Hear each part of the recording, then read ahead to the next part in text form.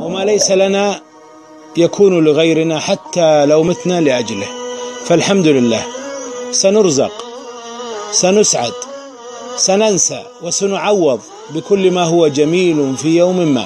فالمولى يقول: أنا عند ظن عبدي بي. شعور مريح حين تتفكر وتتذكر أن الله يسمعك ويعلم خفايا قلبك.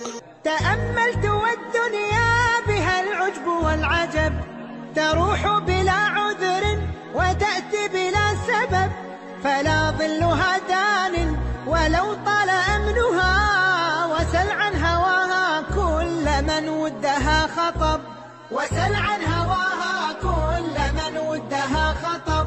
كلماتك التي لم تقلها لأحد، حزنك الذي لم تظهره، وأنه برحمته تعالى يخفف عنك حتى قبل أن تطلب.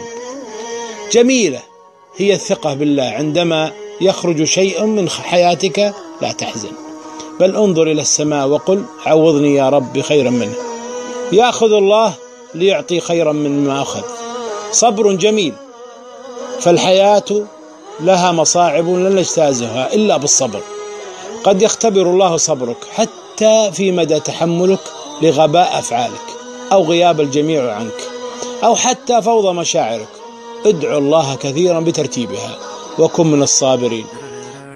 Even when God seemed to have abandoned me, He was watching. Even when He seemed indifferent to my suffering, He was watching. And when I was beyond all hope of saving, He gave me rest. That gave me a sign to continue my journey. لا أحد يعرف اللحظات الصغيرة التي ماتت فيها روحك، ولا أحد يعرف متى عادت ولا كيف عادت، ولا أحد يعرف لماذا تبتسم بكل هذا الاتساع وأنت وحدك. فلنكن أقوياء بالله.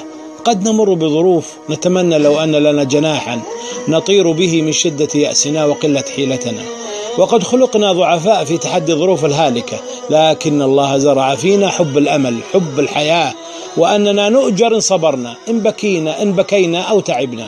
نحن سعداء حتى في أحزاننا، لأنها من الله كتبها ابتلاء لنا ومن محبته لنا، فلا حزن يدوم والله ربنا. اللهم إني أظن بك غفرانا وتوفيقا وتيسيرا وسعادة وفرحا ورزقا وشفاء وحسن خاتمة، فهب لي مزيد من فضلك يا واسع الفضل.